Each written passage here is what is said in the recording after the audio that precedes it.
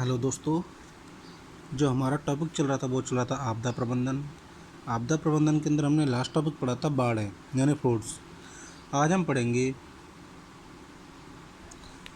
भूस्खलन।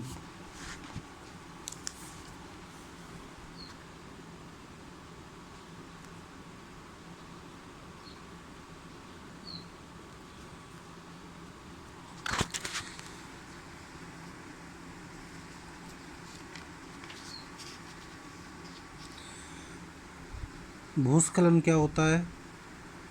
यानी कि लैंडस्लाइड्स,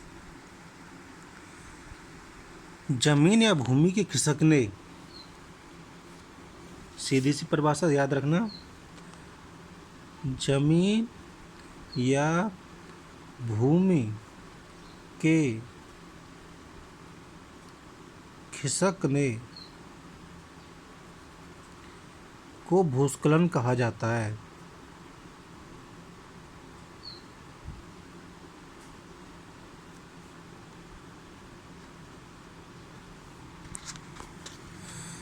जमीन या भूमि के खिसकने को क्या कहा जाता है? भूस्खलन।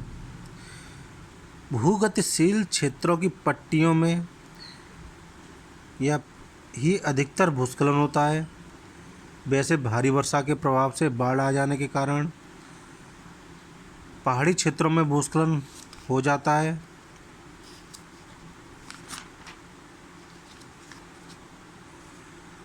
आपदा से प्रभावित पूरे क्षेत्रों में जान माल की भारी क्षति होती है।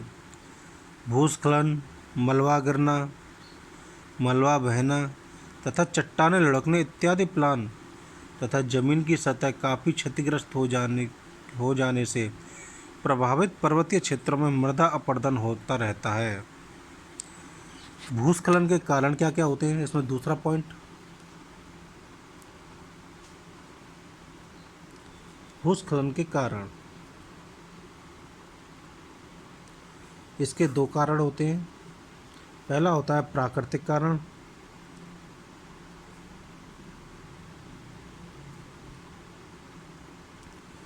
और दूसरा होता है मानव जनित कारक।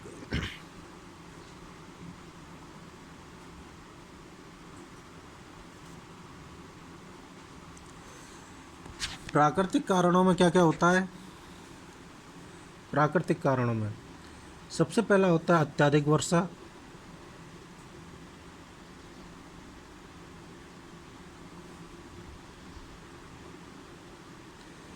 दूसरा होता है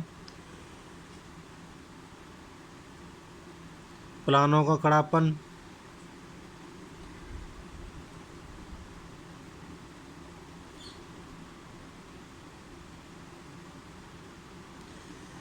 तीसरा होता है गुरुत्व के अंतर्गत निर्मित मृदा परतें। तीसरा लिखो, गुरुत्व के अंतर्गत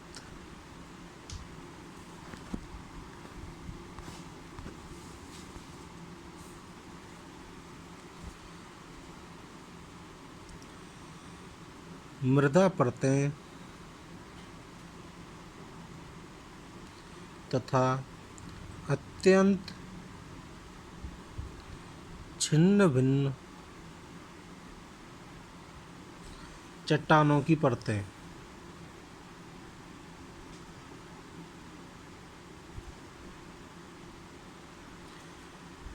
अगला होता है खराब जल निकासी।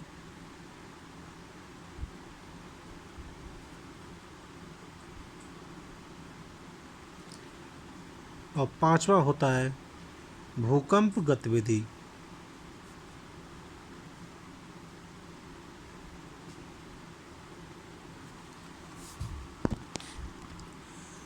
अब इसमें मानव जनित कारक में क्या क्या आता है? मानव जनित कारकों सबसे पहला आता है वनों की कटाई।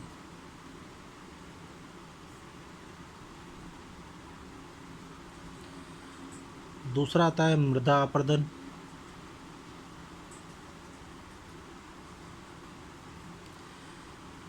तीसरा आता है गैर इंजीनियरिंग भवनों की संरचना।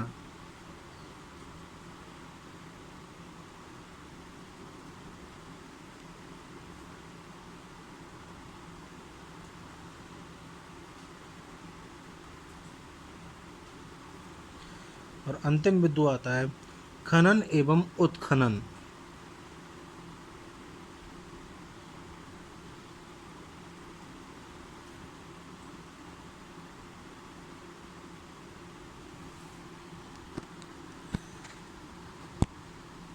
ये हमारे भूकंप, ये भूस्खलन के प्राकृतिक कारक और मानव जनित कारक हैं। अगला बिंदु इसमें बनता है भूस्खलन की विनाश शक्ति क्या होती है।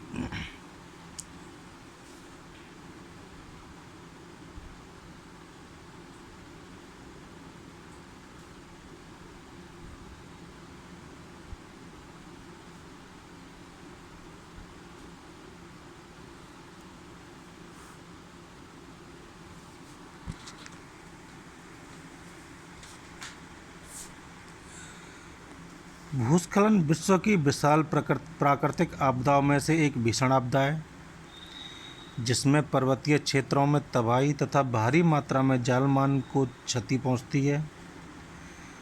विशेषकर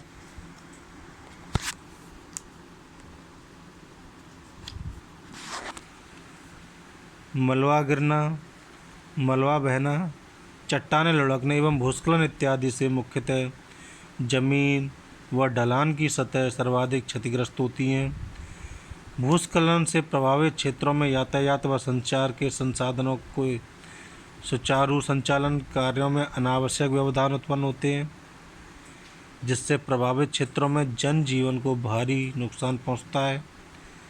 साथ ही सामान व संपत्ति का विनाश होता है। इस आपदा के कारण कृषि व खाद्य उत्पादन काफ़ी को प्रभावित होता है तथा बीमारियों से बचना भी दुष्कर हो जाता है। ऐसे मकान जो भूस्खलन होने वाले क्षेत्रों में बने हों, खड़े प्राकृतिक ढलानों पर स्थित हों, मल पानी निस्तारण पाइपों के मुख्य से सन्निकट क्षेत्र में स्थित हों तथा जो पहाड़ी के एकदम समीप बने हों, तो ऐसे सभी मकान भूस्खलन से बुरी तरह प्रभावित या बुरी तरह क्षतिग्रस्त हो जाते हैं। किसके कारण? भूस्खलन के कारण। अब अगला है भवनों या घरों को भूस्खलन से होने वाली क्षति से बचाने के उपाय।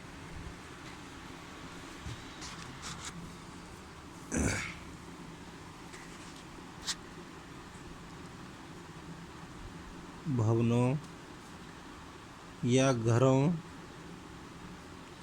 को भूस्खलन से होने वाली क्षति से बचाने के उपाय।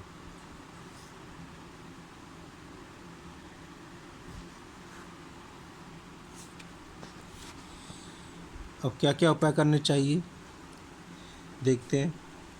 मैं साथ ही साथ लिखवाता जा रहा हूँ, साथ ही साथ अपना लिखते हुए जाना। नियमित तौर पर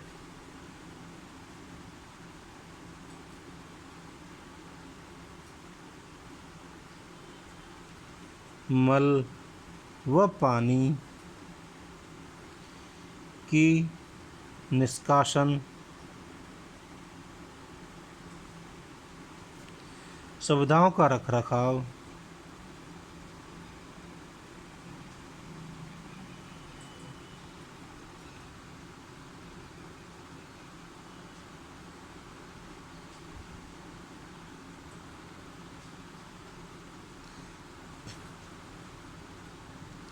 करने, समय समय पर उनका निरीक्षण करने,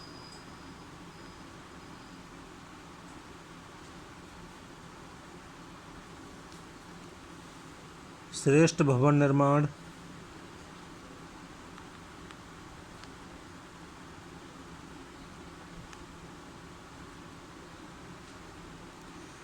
तकनीकों को अपनाने,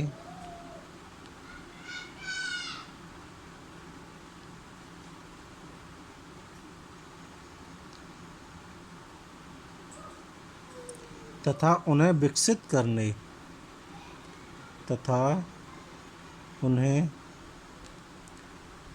विकसित करने से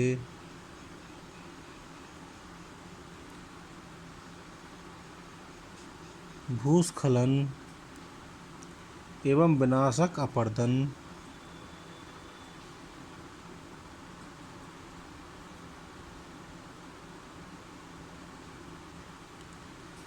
को रोका या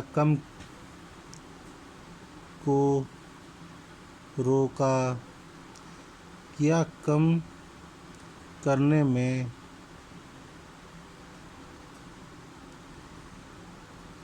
आशातीत सफलता मिलती है।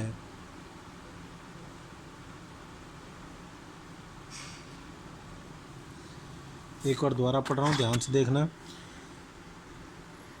नियमित तौर पर मल व पानी को निष्कासित करने की सुविधा का रखरखाव करने, समय समय पर उनका निरीक्षण करने, श्रेष्ठ भवन निर्माण तकनीकों को अपनाने तथा उन्हें विकसित करने में भूस्खलन एवं विनाशक अपरदन को रोकने या कम करने में आशातीत सफलता मिलती है। यह हमारा भूस्खलन टॉपिक ख़त्म होता है। अगला टॉपिक जो रहेगा वो हमारा रहेगा नेक्स्ट वीडियो में सूखा।